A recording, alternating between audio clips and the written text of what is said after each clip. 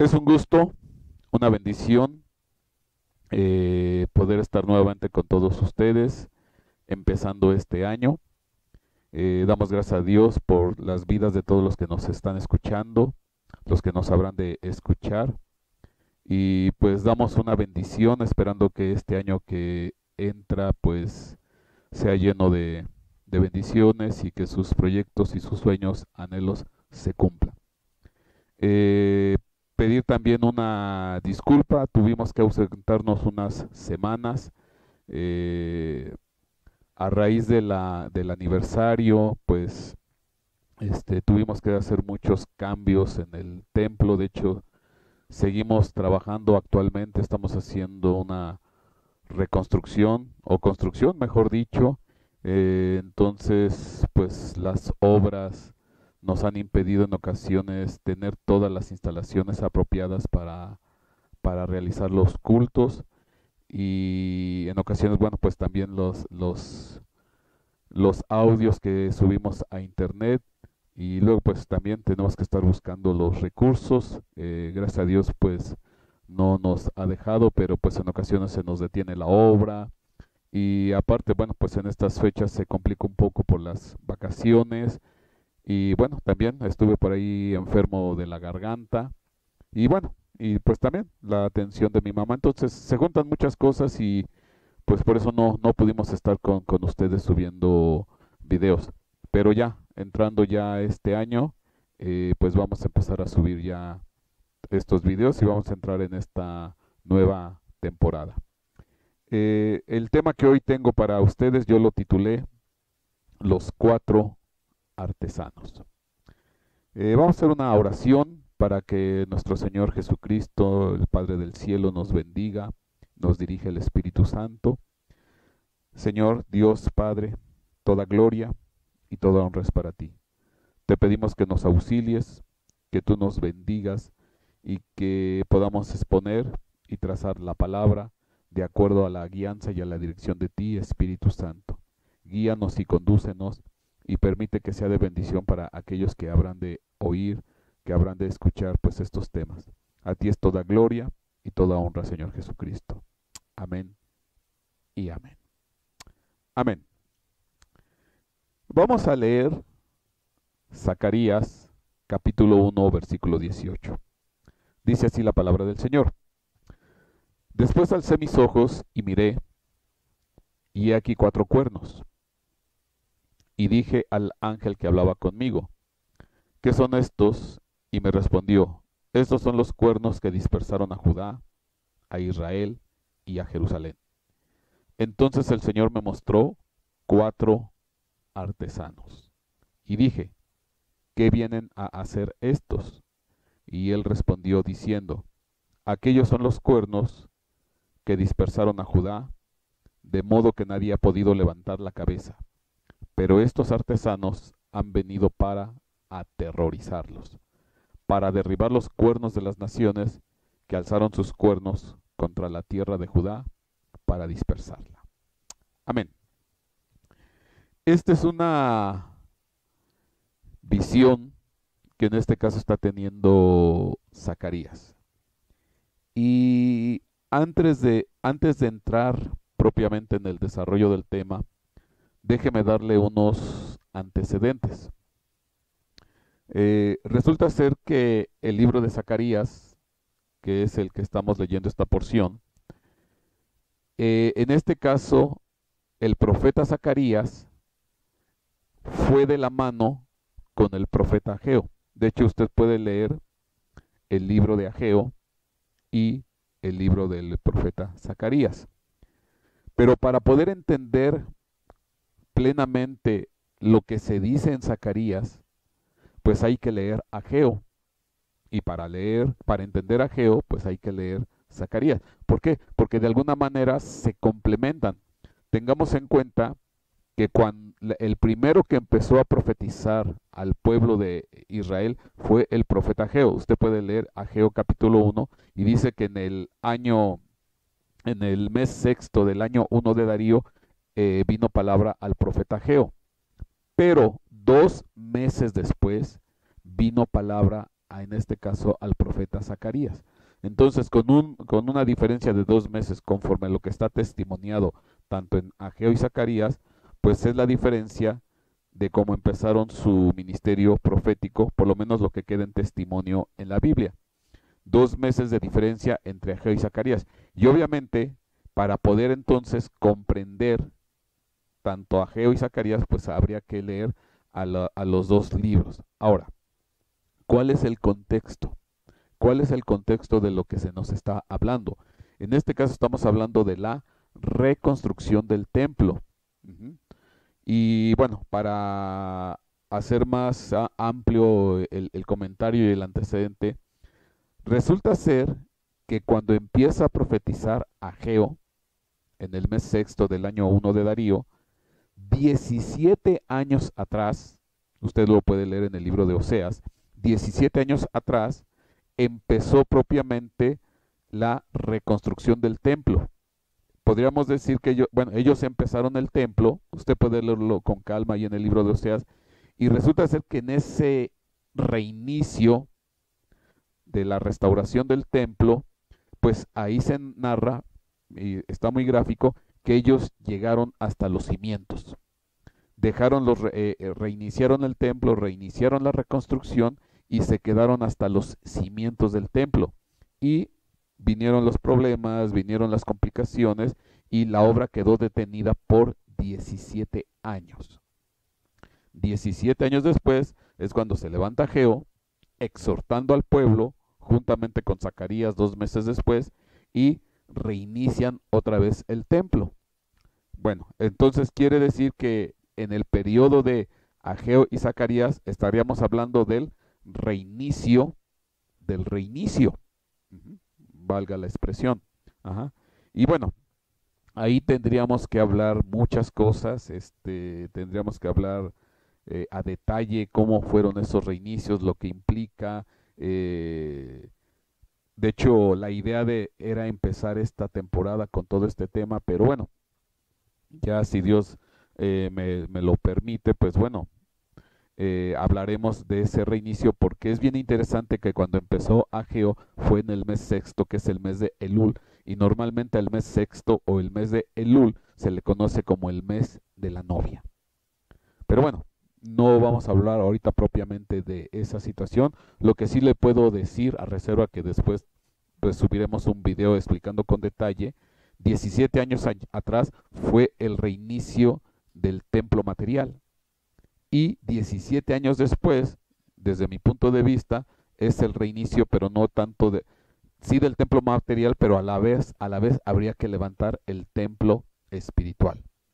Bueno, entonces estamos hablando o estamos dentro de un contexto de restauración, de levantamiento, de restauración, de reconstrucción del templo de Jerusalén.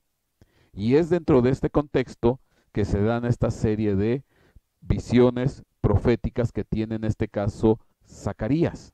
Y como yo le dije, para entender completamente qué implica lo que se dice en Zacarías, pues tenemos que tomar datos o lectura de Ageo y vamos compenetrando el entendimiento o ampliando el entendimiento para ver exactamente qué es lo que está ocurriendo. Bueno, después de esta pequeña introducción o antecedente, voy a releer nuevamente lo que está aquí en Zacarías capítulo 1, versículo 18 al 21. Después alcé mis ojos y miré, y aquí 4 cuernos. Y dije al ángel que hablaba conmigo, ¿qué son estos? Y me respondió, estos son los cuernos que dispersaron a Judá, a Israel y a Jerusalén. Y entonces el Señor me mostró 4 artesanos. Y dije, ¿qué vienen a hacer estos? Y él respondió diciendo, aquellos son los cuernos que dispersaron a Judá, de modo que nadie ha podido levantar la cabeza. Pero estos artesanos han venido para aterrorizarlos y para derribar los cuernos de las naciones que alzaron sus cuernos contra la tierra de Judá para dispersarla. Y bueno, notemos aquí algo bien interesante. Resulta ser que en esta visión lo primero que ve Zacarías son 4 cuernos. Cuando hablamos de cuernos, normalmente se entiende que la palabra cuerno tiene implicaciones de poder, simboliza poder. Entonces estamos hablando de que estos cuernos son poderes. Obviamente estamos en el entendido que son poderes espirituales. Entonces, estos poderes espirituales eh, tenían humillado, habían avergonzado, pues en este caso al pueblo de Israel, a Jerusalén, porque dice claramente el versículo 21, aquellos son los cuernos que dispersaron a Judá, de modo que nadie ha podido levantar la cabeza. Entonces estamos hablando que eh, estos poderes humillaron, avergonzaron a Jerusalén. Dice ahí el versículo 19 también que dispersaron a Judá, a Israel y a Jerusalén. Entonces estas potestades, estos poderes espirituales contrarios a Dios, pues tenían de alguna manera bajo opresión al pueblo de Israel, a Jerusalén, a Judá. Lo que es bien interesante y suena algo curioso, algo eh, tal vez con una cierta interrogante, porque si estamos hablando de cuatro cuernos o cuatro poderes espirituales, lo que Dios usa o envía para hacerle frente a los cuernos o poderes espirituales, porque dice claramente versículo 21, y dije, ¿qué vienen a hacer estos? Y él respondió, diciendo, aquellos son los cuernos que dispersaron a Judá, de modo que nadie ha podido levantar la cabeza.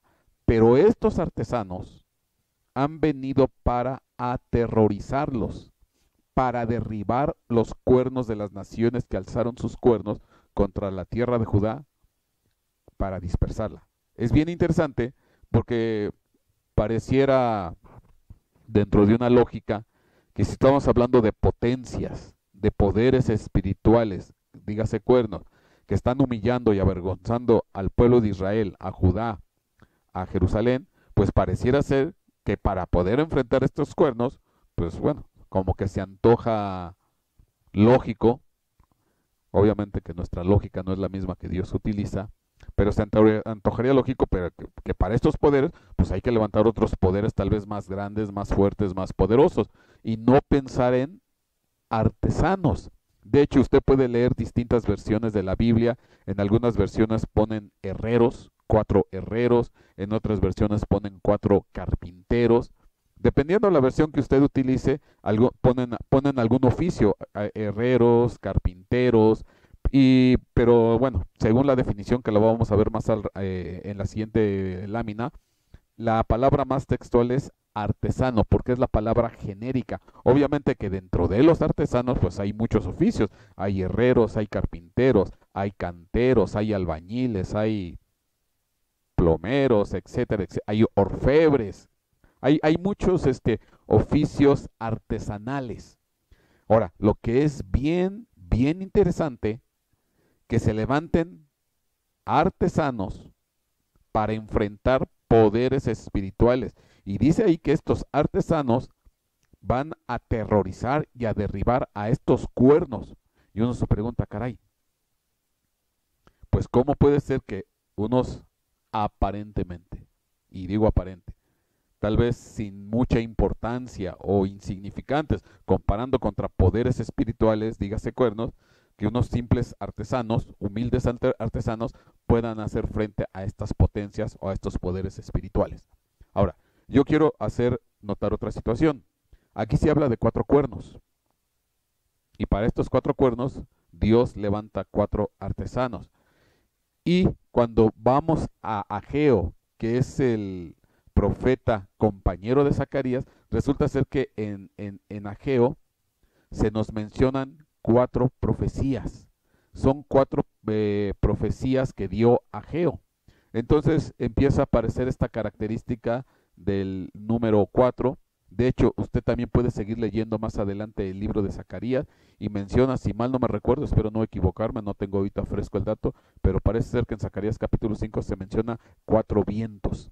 Entonces, aparece aquí esta característica, cuatro artesanos, cuatro cuernos, cuatro profecías de Ageo, cuatro vientos. Entonces, se va mostrando esta peculiaridad.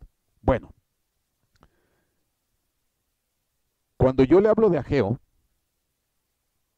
como le acabo de mencionar, se mencionan 4 profecías.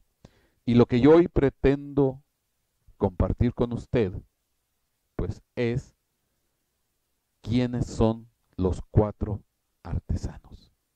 Porque aquí hay algo bien interesante.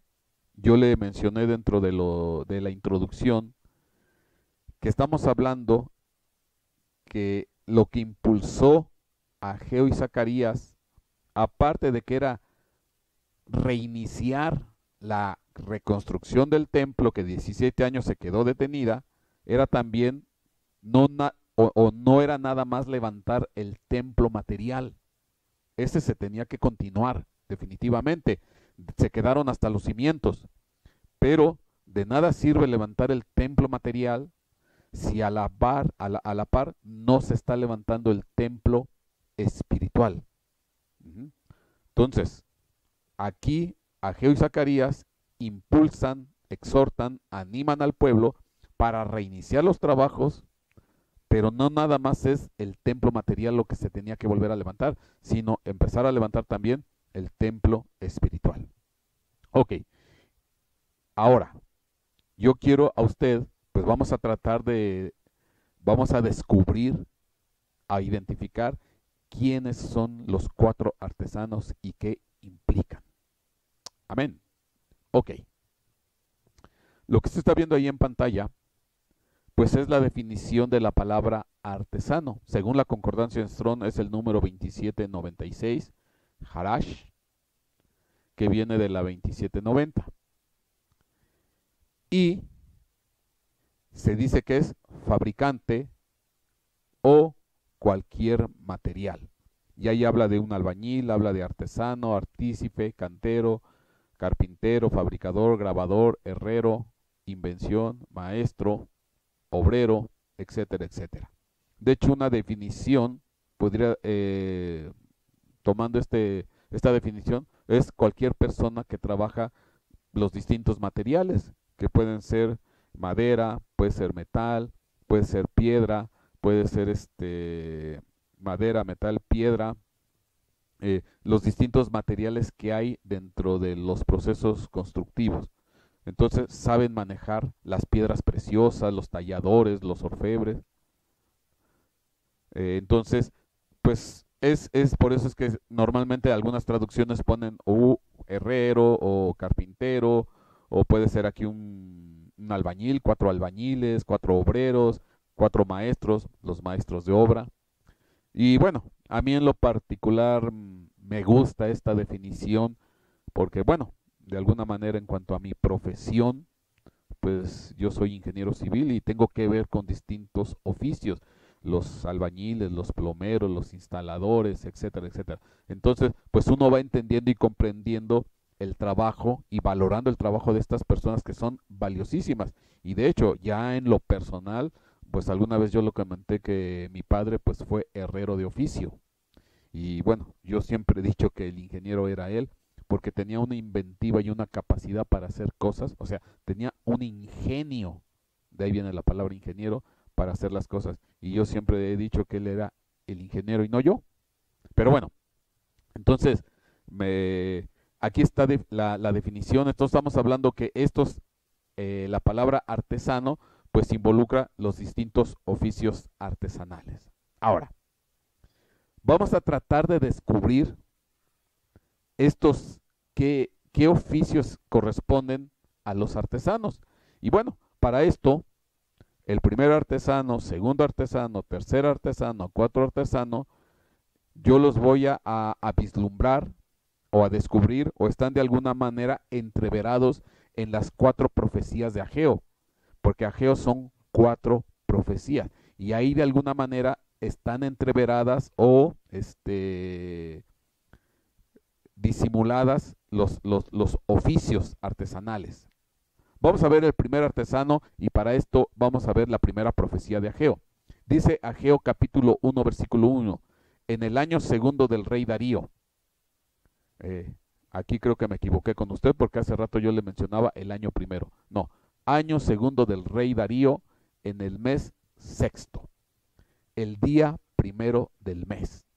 Y yo le comentaba que el mes sexto es el mes de Elul y se le considera por los rabinos el mes de la novia. Pero bueno, hoy no vamos a tocar esa parte, después la comentaremos, que implica el mes de la novia.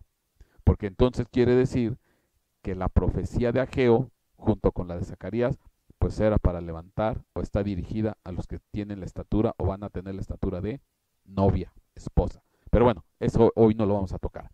Dice, en el año segundo del rey Darío, en el mes sexto, el día primero del mes, vino la palabra del Señor por medio del profeta Ageo a Zorobabel, hijo de Salatiel, gobernador de Judá, y al sumo sacerdote Josué, hijo de Josadac, diciendo, así dice el Señor de los ejércitos, este pueblo dice, no ha llegado el tiempo de que la casa del Señor sea reedificada. Recuerden que 17 años atrás se detuvo la obra y la dejaron hasta los cimientos.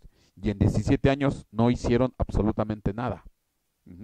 O sea, de alguna manera el pueblo tiempo atrás se dejó amedrentar, se dejó atemorizar, se dejó intimidar por las presiones, por la gente, por los habitantes del alrededor, por los gobernantes y detuvieron la obra.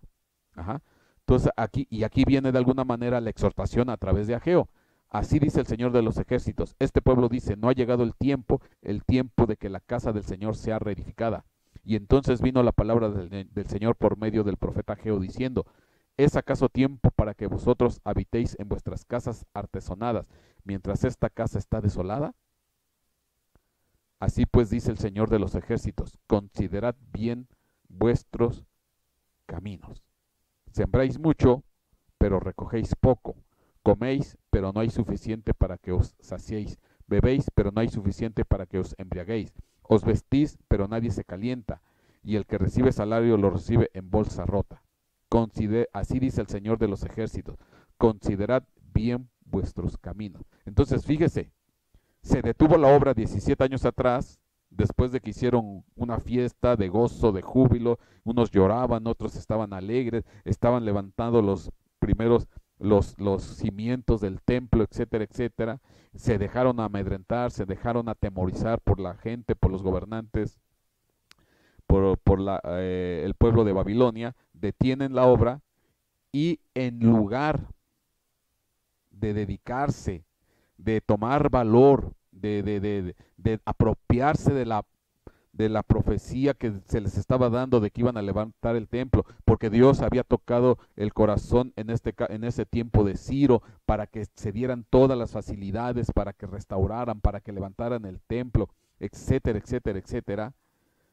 Y pues detienen la obra y lo que sí fue, se dedicaron a sus propias casas, porque dice ahí el versículo 4, ¿es acaso tiempo para que vosotros habitáis en vuestras casas artesonadas mientras esta casa está desolada? Entonces, detienen la obra y a lo que sí se dedican, ya no es a la casa del Señor, al templo, pero sí se dedican a embellecer sus casas propias. Porque obviamente pues sus casas propias, pues de alguna manera pues habían quedado un tanto cuanto deterioradas, porque era el contingente que venía de Babilonia después de mucho tiempo a integrarse nuevamente a Jerusalén. Entonces, pues llega, de alguna manera, Dios se molesta por esto, Dios se enoja. De hecho, lo dice claramente el libro de Zacarías, que estaba airado. Usted lea Zacarías capítulo 1 y les dice ahí, por esta situación, dice, por esta situación yo traje, dice, recogéis poco, sembráis mucho, pero recogéis poco, coméis, pero no hay suficiente para que se sacien, beben, pero no hay suficiente para que se embriaguen, se visten, pero nadie se calenta, el que recibe el salario lo recibe en bolsa rota. Entonces, más adelante dice que Dios mandó a la sequía. Entonces, por esta situación, pues hubo una sequía y pues obviamente pues no estaban siendo prosperados. Entonces viene la exhortación en Ageo capítulo 1, versículo 8, y aquí está el primer oficio o el primer artesano. Dice ahí, subid al monte, traed madera y reedificad el templo para que me agrade de él y yo sea glorificado, dice el Señor.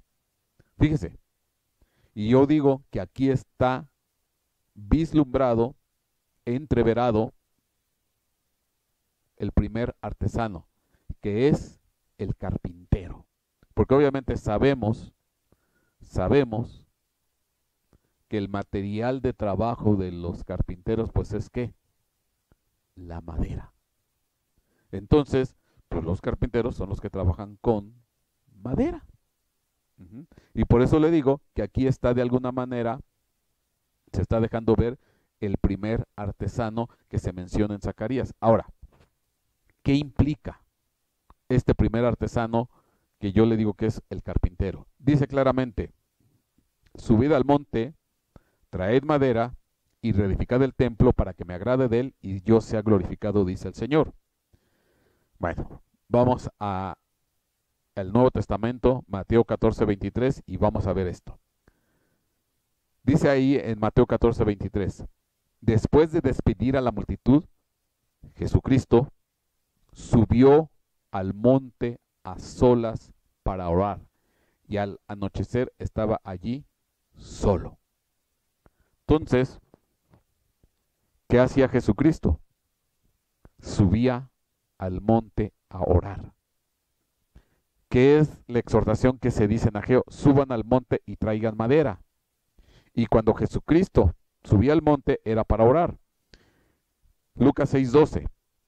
En esos días, él se fue al monte a orar y pasó toda la noche en oración a Dios. Estamos hablando del monte, el monte de Getsemaní. Cuando se hizo de día, llamó a sus discípulos y escogió a 12 de ellos, a los que les dio el nombre de apóstoles. Lucas 9:28. Como 8 días después de estas palabras, Jesús tomó consigo a Pedro, a Juan y a Jacobo y subió al monte a orar. Y mientras oraba, la apariencia de su rostro se hizo otra y su ropa se hizo blanca y resplandeciente.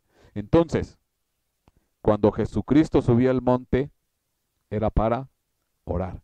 Y qué interesante, porque en Ageo capítulo 1, versículo 8 se nos da la indicación de parte de Ageo, dice, suban al monte y traigan madera. Entonces, ¿por qué utilizar artesanos? Me voy a regresar a Zacarías, para hacer frente a los poderes. Ahora, acuérdese que estamos en el contexto de una reconstrucción o restauración de ¿qué? Del templo. Y obviamente para reconstruir un templo, para restaurar un templo, pues ¿qué necesitamos? Artesanos. O sea, albañiles, plomeros, canteros, maestros de obra, carpinteros, etcétera, etcétera, etcétera.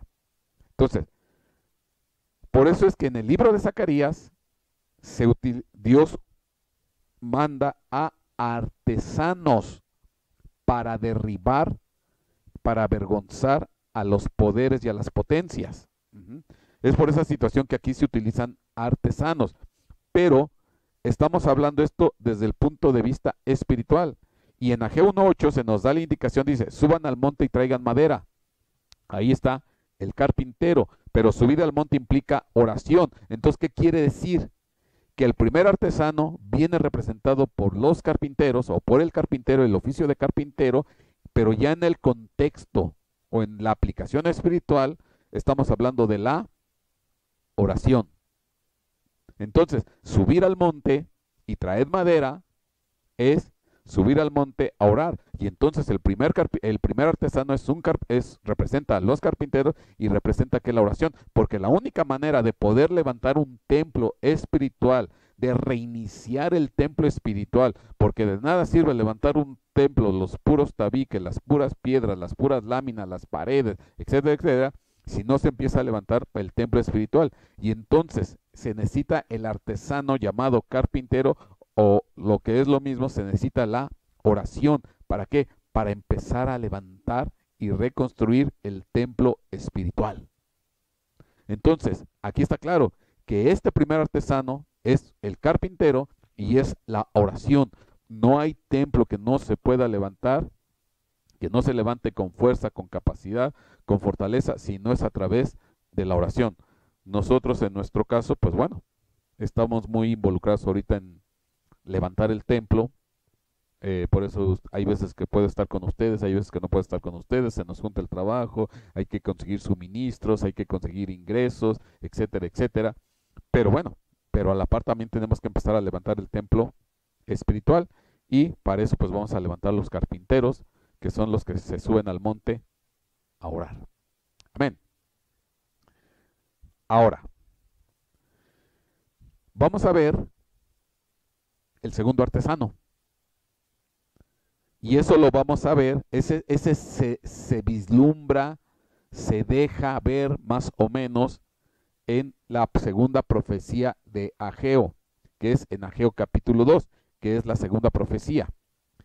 Dice ahí en Ageo capítulo 2, versículo 1, el día 21 del mes séptimo, vino la palabra del Señor por medio del profeta Ageo, diciendo, habla ahora a Zorobabel, hijo de Salatiel, gobernador de Judá, y al sumo sacerdote Josué, hijo de Josadat, y al remanente del pueblo, diciendo, ¿quién ha quedado entre vosotros que haya visto este templo en su gloria primera? ¿Y cómo lo veis ahora? Tal como está, ¿no es como nada a vuestros ojos? Pero ahora, esfuérzate, Zorobabel, declara el Señor. Esfuérzase tú también, Josué, hijo de Josadat, sumo sacerdote, y esforzaos todos vosotros, pueblo de la tierra, declara el Señor, y trabajad, porque yo estoy con vosotros, declara el Señor de los ejércitos. Y bueno, aquí quiero hacer mención de un dato. Esta profecía, que es la segunda profecía que da Ageo, la da el día 21 del mes séptimo. ¿Y por qué es interesante el día 21 del mes séptimo?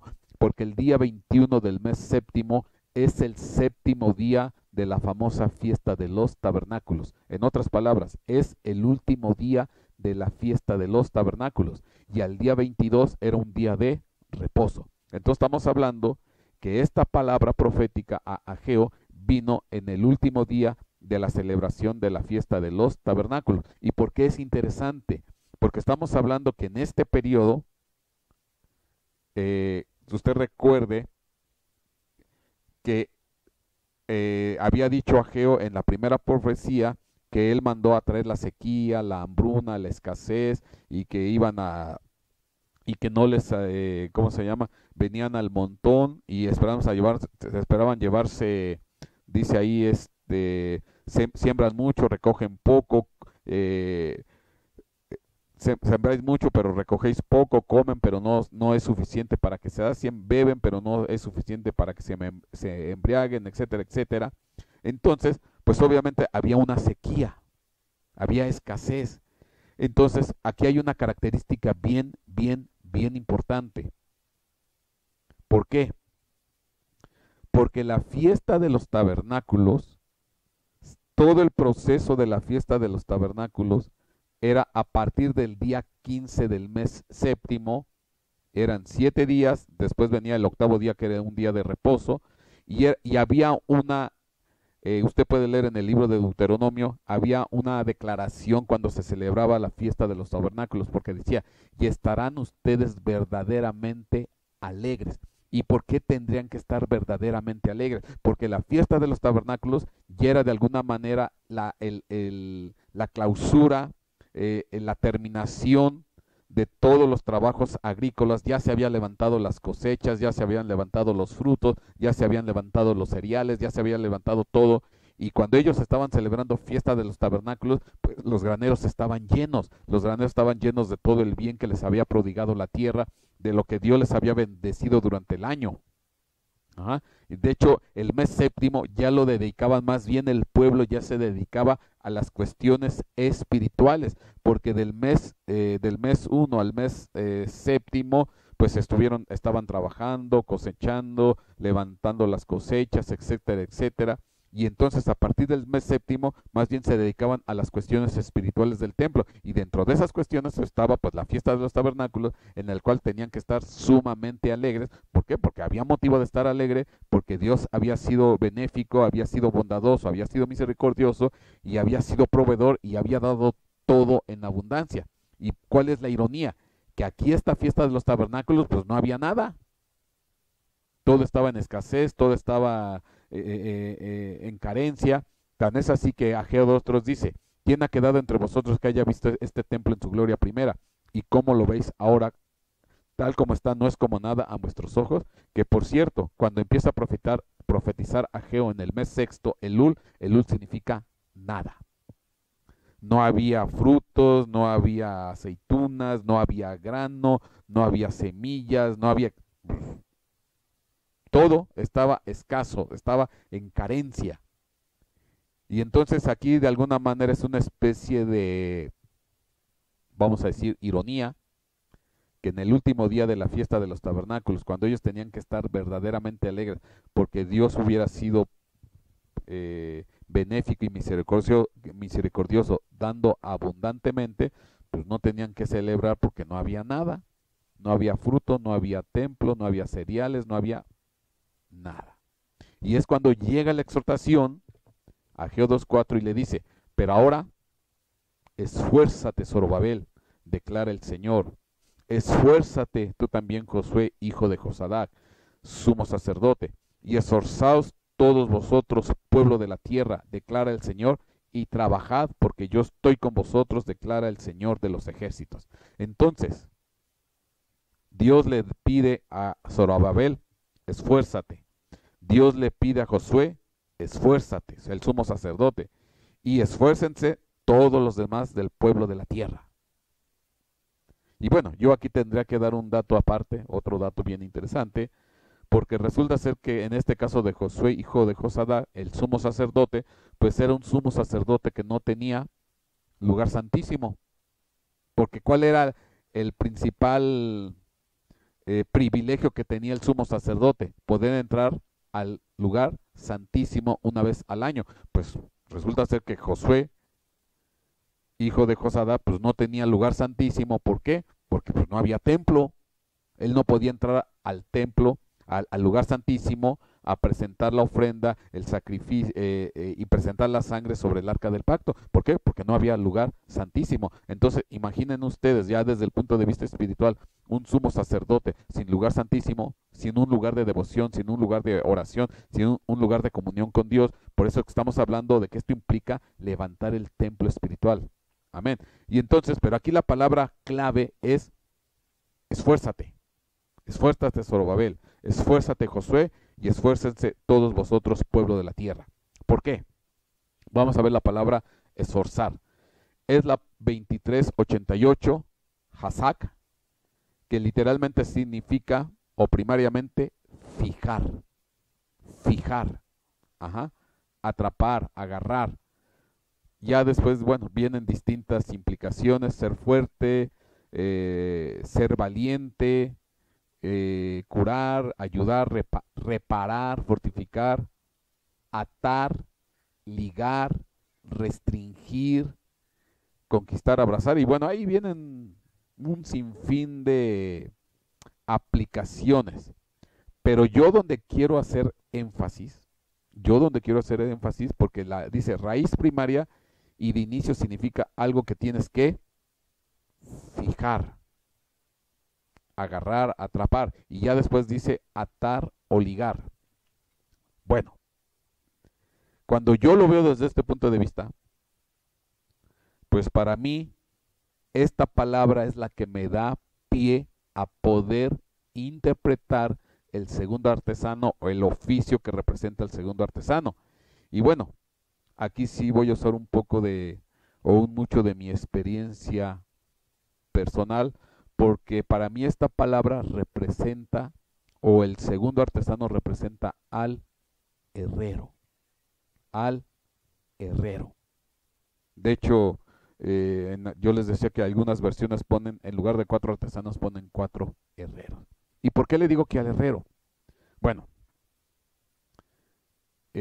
pues yo es toda mi infancia, parte de mi adolescencia, gran parte de mi adolescencia, y ya, pues obviamente ya cuando era un hombre, bueno, después de los 21 años, porque yo seguí todavía con mi papá, viviendo un cierto tiempo después de la mayoría de edad, y él pues seguido, pues obviamente me invitaba, bueno, no me invitaba, me llevaba a sus trabajos de herrería. Me llevaba a sus trabajos de herrería, me llevaba de su ayudante, decimos aquí en México de su chalán. Y entonces, pues yo siempre le estaba ayudando. Y yo me acuerdo, pues que yo siempre estaba para detener la puerta, para detener la ventana, para detener el martillo, el clavo, el tornillo, para pasarle pues obviamente todas las herramientas, los tornillos, los clavos, las pinzas. Y una de las características propias de para poder ubicar una puerta, para poder colocar una ventana, para poder colocar algún mueble, algún techo, pues hay un elemento básico que tiene que hacer el herrero, aparte de lo que es la puerta propia como tal, que después para colocarlas hay que saber fijarlas. Ajá. Hay que saber fijarlas al quicio de la puerta, al quicio de la ventana. ¿Por qué? Porque imagínese una ventana, una puerta que no esté propiamente fijada a la estructura, en este caso a la casa, al inmueble, pues eso se viene para abajo. Ujú.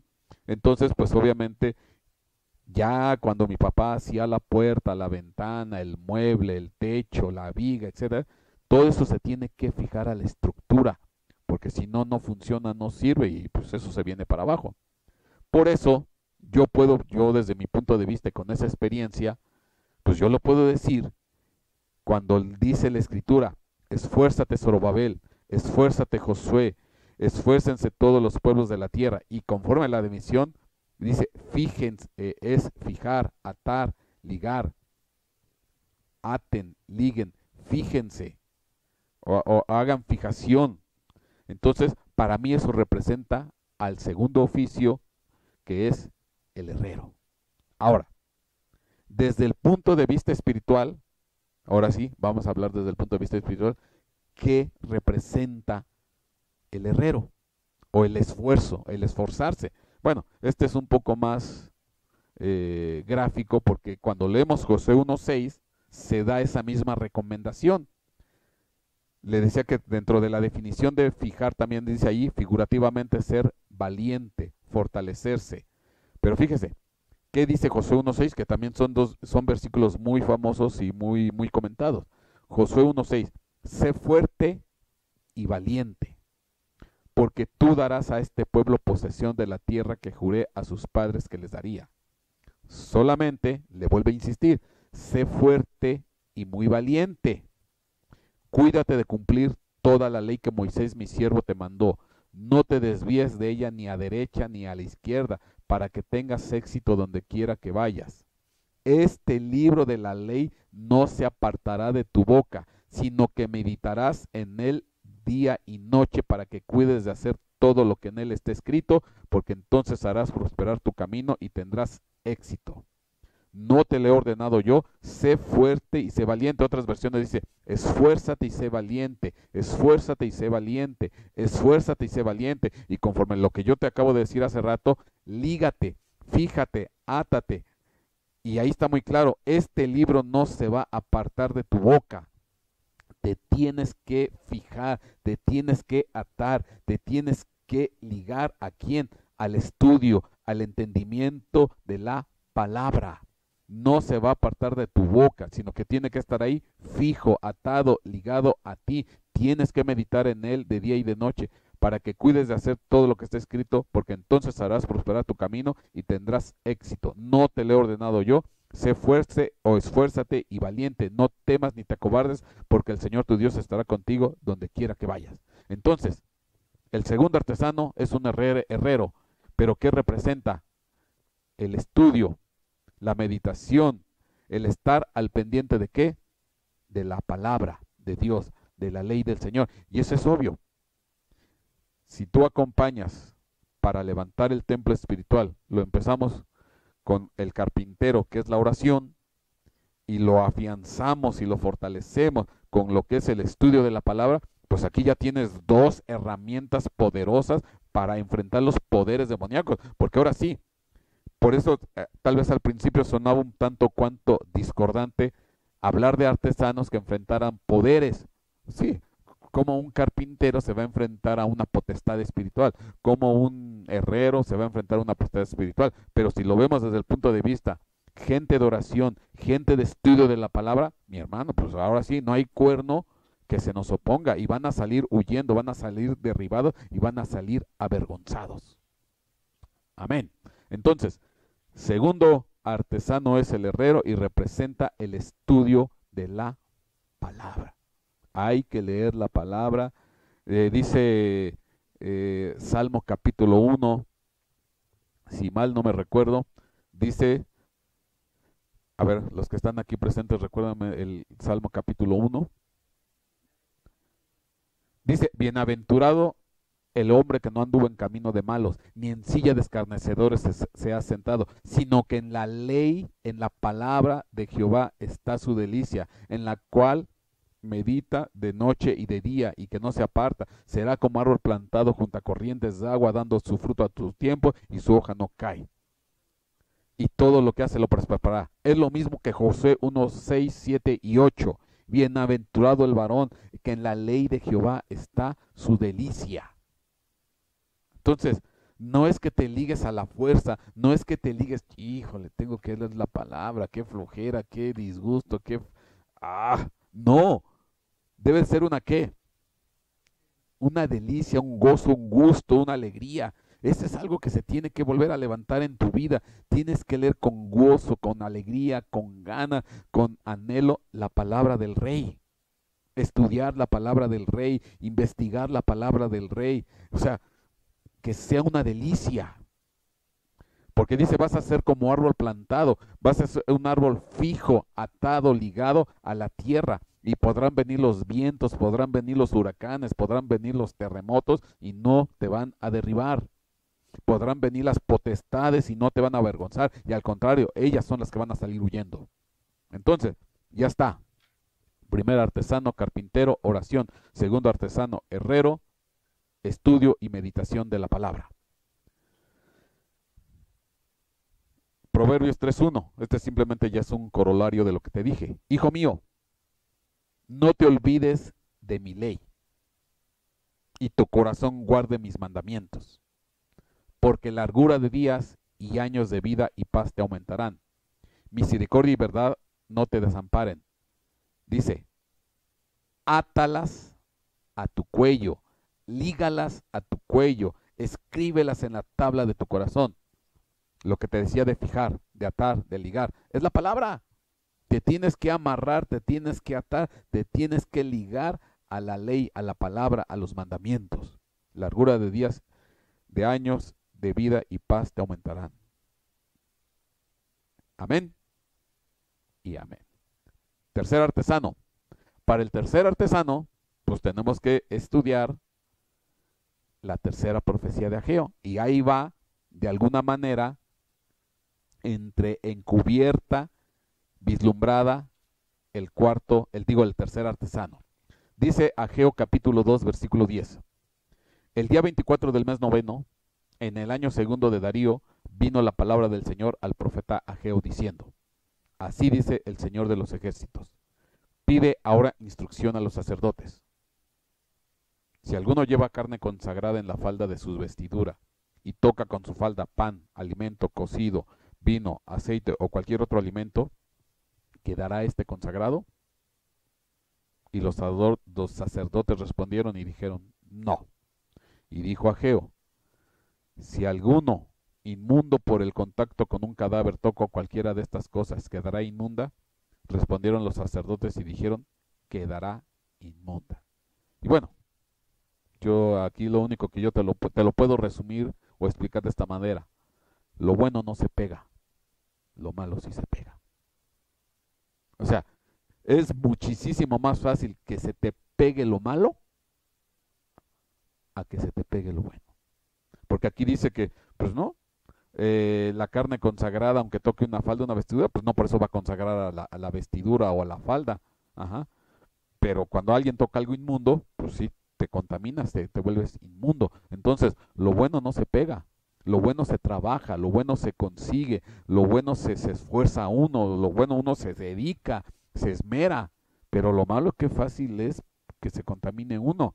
Por eso dice, bienaventurado el que no anduvo en camino de malos, ni en silla de escarnecedores se ha sentado, sino que en la ley de Jehová está su delicia, en la cual medita de día y de noche. Entonces, te tienes que fijar a la palabra, a la ley. Bueno, 2:14. Entonces volvió a hablar Ageo y dijo, así es este pueblo, y así es esta nación delante de mí. Las cosas malas se les pegan rápido, y las cosas buenas pues nunca se les van a pegar, porque nunca se esfuerzan. Ya lo estoy parafraseando, Declara el Señor, y así es toda la obra de sus manos, y lo que aquí ofrecen inmundo es. ¿Por qué? Porque ustedes se andan contaminando con cosas inmundas. Pues hay que empezar a hacer cosas buenas. 2:15. Ahora pues, considerad bien esto. De hoy en adelante, antes que se pusiera piedra sobre piedra en el templo del Señor. Desde aquel tiempo venía alguno a un montón de 20 medidas y había solo 10. Venía alguno al lagar para sacar 50 cántaros y solo había 20. Pero ¿dónde está el oficio o dónde se vislumbra el oficio, el tercer artesano? En el versículo 15. Porque el versículo 15 dice, ahora pues, considera bien esto de hoy en adelante, antes de que se pusiere piedra sobre piedra en el templo del Señor. ¿Y cuál es el oficio que pone o coloca las piedras en el templo para levantar el templo de las paredes? El cantero.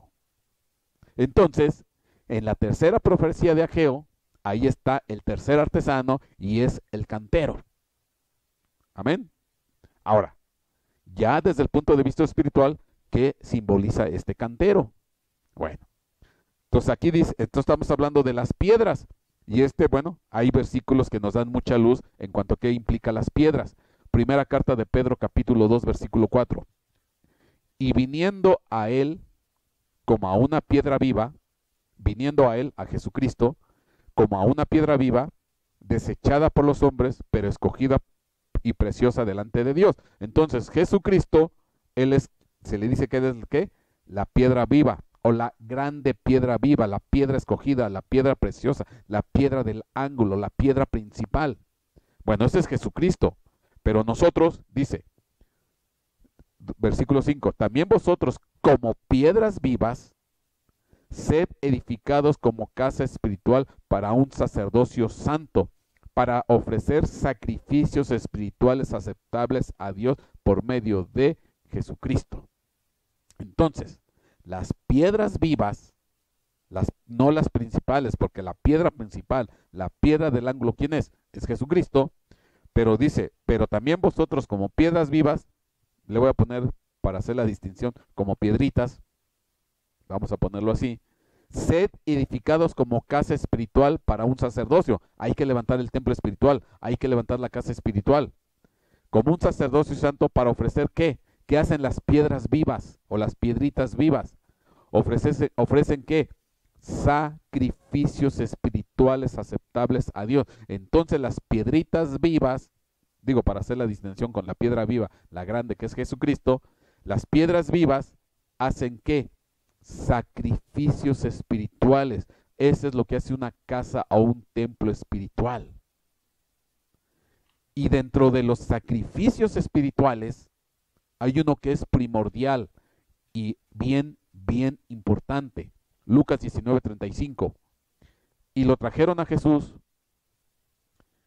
y echando sus mantos sobre el pollino, pusieron a Jesús sobre él. Es cuando Jesucristo entra a Jerusalén.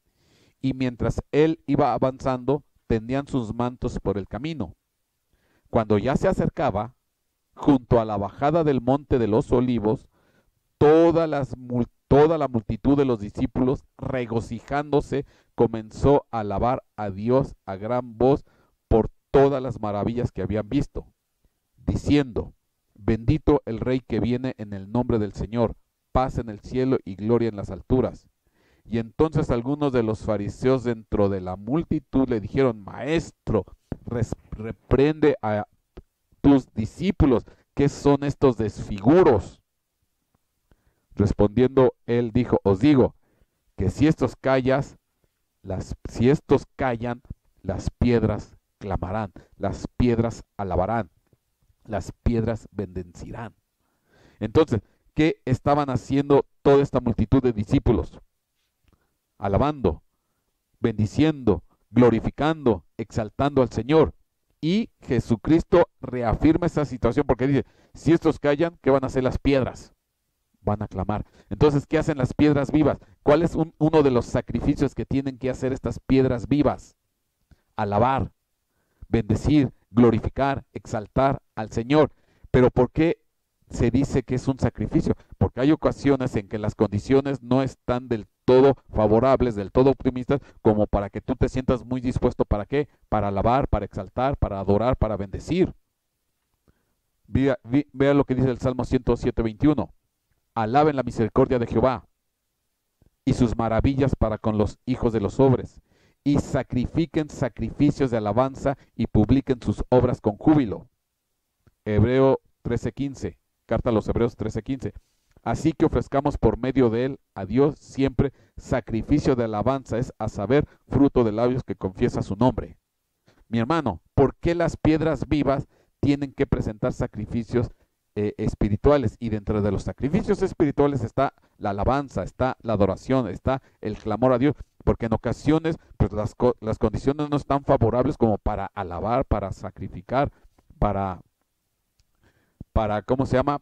Para exaltar al Señor. ¿Qué tal que a lo mejor yo siempre digo, mañana te anuncian que te van a cortar la luz o que te van a correr del trabajo y por eso vas a dejar de exaltar y alabar al Rey?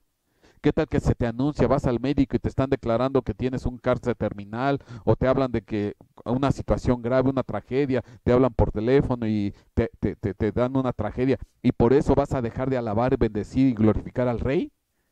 Hay ocasiones que la vida es dura, así como las piedras son duras. Dice, si estos no me lavaban, las piedras me van a lavar. En ocasiones la vida es dura, en ocasión la vida es rígida, en ocasiones las situaciones son fuertes, así como las piedras, hay dureza, hay rigidez, las condiciones no son flexibles, las condiciones no son agradables, no son fluidas, hay problemas, hay dificultades, hay, hay cosas que tú tienes que pasar pesadas. Por ejemplo, una piedra es pesada, las situaciones no son ligeras y afables, son duras y pesadas, pero con todo y aunque sean duras y pesadas, ¿qué es lo que tenemos que hacer? Pues en ese momento tenemos que hacer un qué, un sacrificio, sacrificio de alabanza, sacrificio de adoración, sacrificio de glorificar al Rey de Reyes. Y es cuando más lo tendríamos que hacer, porque en ocasiones cuando vienen esas pruebas, esas durezas, esas cosas pesadas en nuestra contra, pues es cuando dijimos, no, hoy no tengo ganas de alabar, hoy no tengo ganas de bendecir, hoy no tengo ganas de orar, hoy no tengo ganas de orar la palabra, hoy no tengo ganas de nada. No, son sacrificios y debemos estar alabando, glorificando y exaltando a nuestro Dios.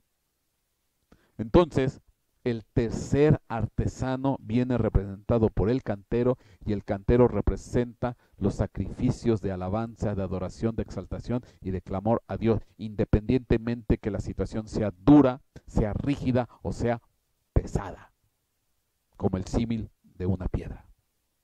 Amén. Y amén. A lo mejor hay veces que no tienes dinero, no tienes salud, te están persiguiendo, te están atacando. Entonces hay que hacer el sacrificio, hay que hacer el esfuerzo. Amén. Ok, ya estamos por acabar. Ya vimos los tres primeros artesanos que vienen representados por tres oficios artesanales, que es carpintero, que es herrero y que es cantero, que representa la oración, que representa el estudio y meditación de la palabra, que representa el sacrificio de alabanza, de adoración, de exaltación a Dios. Obviamente que con estos tres oficios artesanales no hay poder, no hay cuerno, no hay potestad, no hay imperio, principado que nos pueda hacer o que le pueda hacer frente a la iglesia. Pero hay un cuarto artesano, y ese se vislumbra en la cuarta profecía de Ageo. Ageo capítulo 2, versículo 20. Y la palabra del Señor vino por segunda vez a Ageo el día 24 del mes, diciendo: habla a Zorobabel, gobernador de Judá, diciendo: yo estremeceré los cielos y la tierra, y volcaré el trono de los reinos, y destruiré el poder de los reinos de las naciones, y volcaré al carro y a los que montan en él, y caerán los caballos y sus jinetes, y cada uno por la espada de su mano. Y aquí en estos versículos del 20 al 22 del capítulo 2, pues de alguna manera está vislumbrado o plasmado el derribamiento de los artesanos que hacen en contra de los cuernos, de las potestades y de los reinos. Porque dice que los van a dispersar y los van a derribar. Y aquí se ve. Por eso le decía que va compaginado Ageo y Zacarías. Zacarías habla que de los 4 artesanos van en contra de los 4 cuernos y los humillan y los derriban. Y aquí se ve muy claramente. Dice, habla Zorobabel, gobernador de Judá: yo voy a estremecer los cielos y la tierra, esas potestades, volcaré los tronos de los reinos, esos imperios espirituales, destruiré el poder de los reinos de las naciones, esos principados, y voy a volcar al carro y a los que montan en él, y caerán los caballos y sus jinetes, cada uno por la espada de su hermano. Entonces ahí está. Pero vea lo que dice el 23. En aquel día, declara el Señor de los ejércitos, te tomaré a ti, Zorobabel, hijo de Salatiel, siervo mío, declara el Señor, y te pondré como anillo de sello, o de sellar, dice otra versión, porque yo te he escogido, declara el Señor de los ejércitos. Y aquí se ve entreverado, dibujado, el cuarto oficio artesanal o el cuarto artesano. ¿Por qué? Porque aquí se habla de un anillo. En este caso hablan de a Zorobabel, dice, te voy a poner como anillo de sellar o anillo de sello. ¿Y cuál es el oficio que hace los anillos? Las piedras preciosas, los orfebres. Entonces, el cuarto artesano está en la cuarta profecía y es el orfebre. Ya vimos los 3 primeros, que es carpintero, herrero, cantero. Y aquí está el orfebre. Ahora, ¿qué implica el orfebre?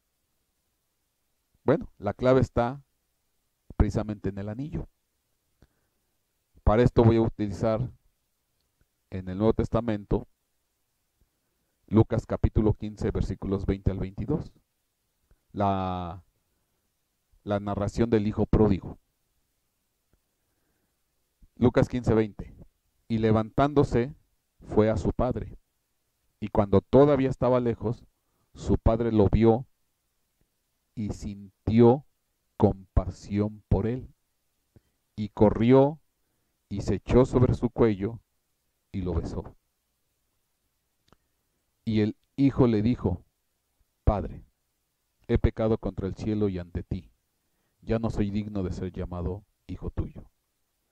Pero el padre dijo a sus siervos: Pronto, traed la mejor ropa y vestidlo, y poned un anillo en su mano y sandalias en los pies. Mi hermano, predicar del hijo pródigo, podemos predicar, no sé, varias prédicas, porque hay tantas cosas ahí guardadas, ocultas, tesoros en esta parábola, esta narración del hijo pródigo. Hay un montón de cosas, pero un montón. Y hacer una disección de todos los secretos, de todas las cosas que están aquí guardadas, pues bueno, nos necesitamos una temporada completa.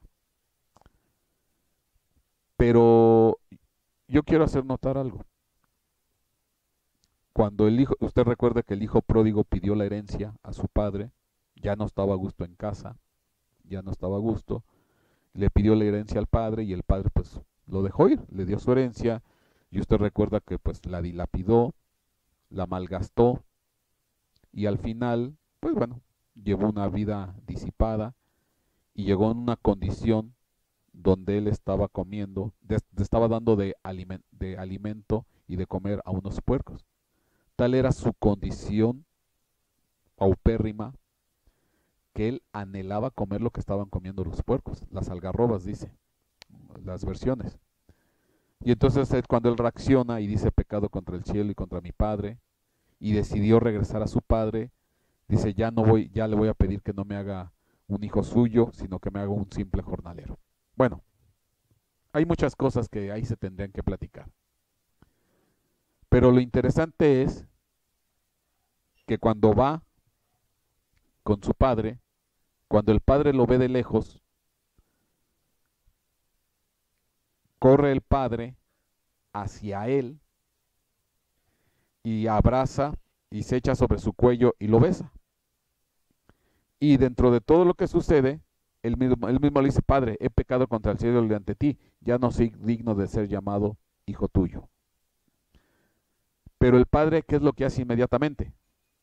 Pronto, traed la mejor ropa y vestidlo y ponerle un anillo en su mano y sandalias en los pies.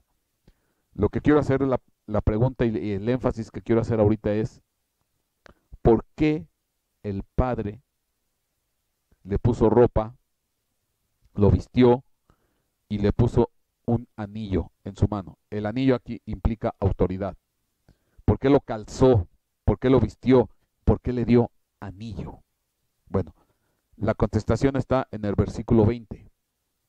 Cuando todavía estaba lejos, su padre lo vio y sintió ¿qué? Compasión.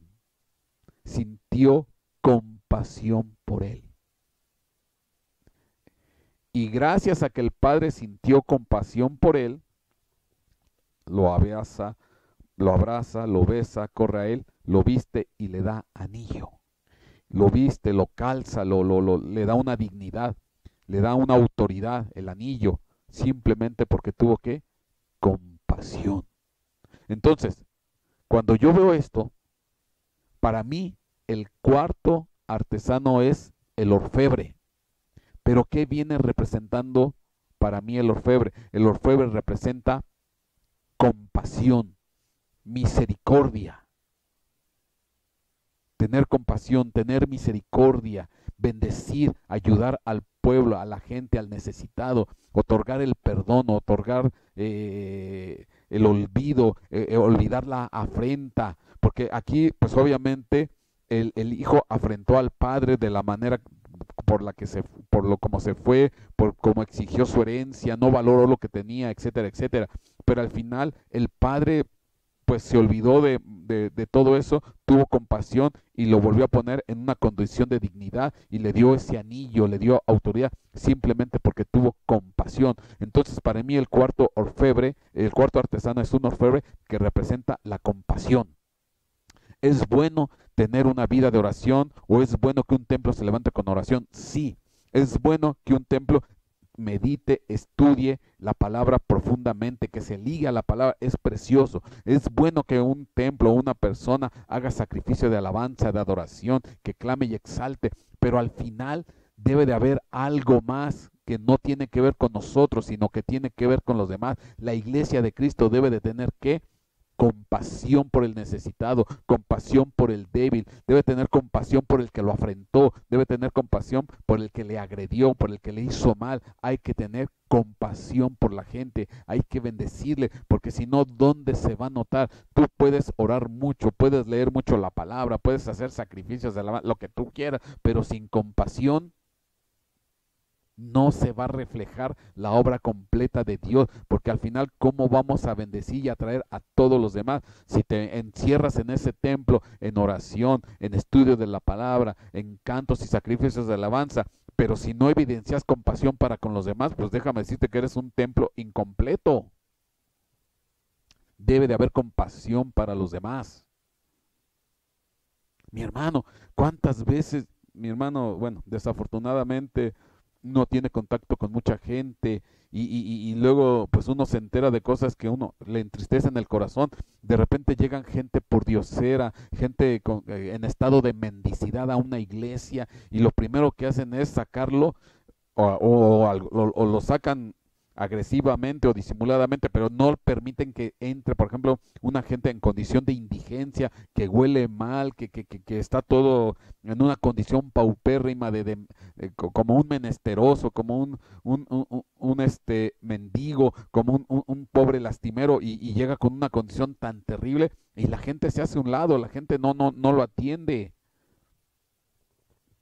Aquí en esta iglesia en ocasiones hay gente, bueno, en los rumbos de esta colonia donde estamos, pues hay gente son muchachos pues atados a las drogas, al vicio y de repente se meten aquí y aquí nadie les detiene la puerta, nadie les pone el pie o les pone el obstáculo para que no entren.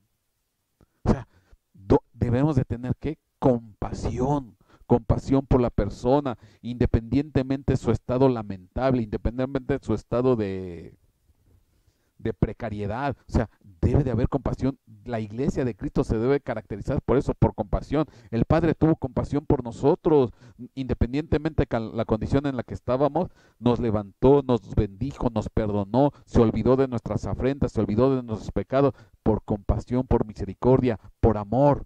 Eso es el orfebre, eso es lo que te embellece. El orfebre es el que hace las gemas, las piedras preciosas, los anillos, los aretes, los brazaletes, hace todas esas cosas preciosas. Pues es lo que a nosotros nos embellece, tener la compasión por la gente que necesita, por la gente que está padeciendo, por la gente que está sufriendo. Una iglesia sin compasión, mi hermano, pues va a ser una iglesia, como decirte, incompleta. Podrá orar mucho, podrá leer la palabra mucho, podrá hacer sacrificios de alabanza, lo que tú quieras, pero sin compasión está incompleta esa iglesia, esa vida, esa persona. Entonces el cuarto artesano es la compasión de Dios, porque Dios tuvo compasión de nosotros, entonces Dios quiere que tú tengas compasión de los demás. Mi hermano, ya no crees que ya es tiempo, digo, este es el primer tema del año. ¿No crees que ya es tiempo de perdonar? ¿No crees que ya es tiempo de olvidar? Si alguien te hizo una afrenta, si alguien te humilló, te avergonzó, tal vez te insultó, te golpeó, ¿no crees que ya es tiempo de que vayas y lo abraces y lo beses y lo vistas y le des anillo y que tengas compasión de tal o cual persona? No sé, puede ser tu vecino, tu familiar, tu padre, tu madre, tu hijo, no sé. Compasión que se evidencie, sea un templo espiritual que bendice y exalta, glorifica a Dios, pero sea un templo que brille para la gloria de Dios. Si son y si nosotros aplicamos estos cuatro artesanos, mira, no hay poder, no hay autoridad, no hay potestad, no hay principado que no se nos oponga y van a salir humillados, avergonzados y huyendo. Por muy grandes, por muy fuertes que sean. El primer artesano que es el carpintero, que implica la oración; el segundo artesano, que es el herrero, que implica el estudio y la meditación de la palabra; el tercer artesano, que es el cantero, que implica los sacrificios de adoración y alabanza; y el cuarto artesano, que es el orfebre, que implica la compasión por los demás, por los del pueblo de Dios y por los que no son del pueblo de Dios. Amén y amén.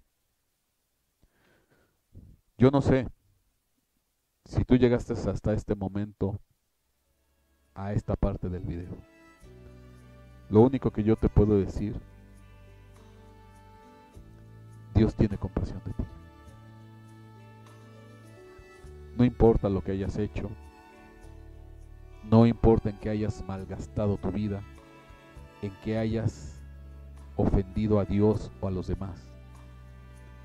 Dios tiene compasión y lo único que Él está esperando es que algún día tú te acerques un poco, porque al final Él va a ir corriendo para abrazarte y para besarte, para darte nuevas vestiduras, para ponerte sandalias, para darte una nueva dignidad, para ponerte un anillo de autoridad.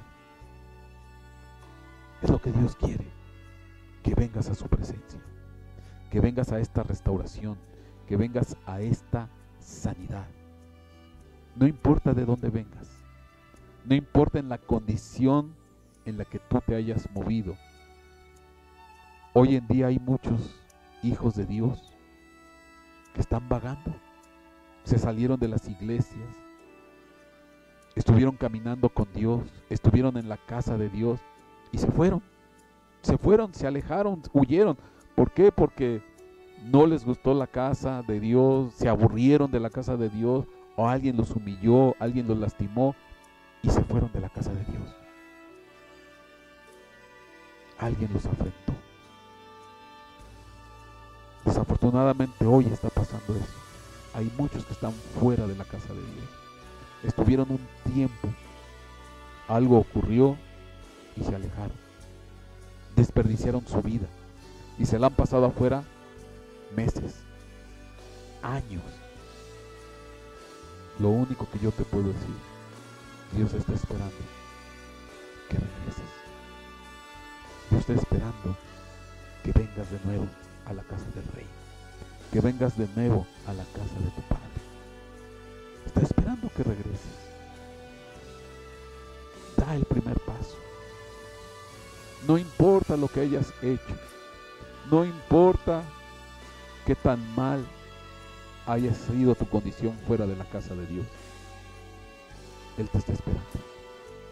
Recupera tu dignidad, recupera nuevamente tus vestiduras y te van a poner ese anillo, porque Dios sigue siendo un Dios de amor y de misericordia y de compasión. Y vas a empezar a ser restaurado. Vas a volver a entrar en esa oración que tal vez algún tiempo tuviste. Vas a recuperar nuevamente ese estudio de la palabra cuando te gozabas con la palabra. Vas a volver a hacer esos sacrificios de alabanza cuando te pasaban cosas malas, pero de todos modos estabas glorificando al Rey. Ven a la casa de Dios.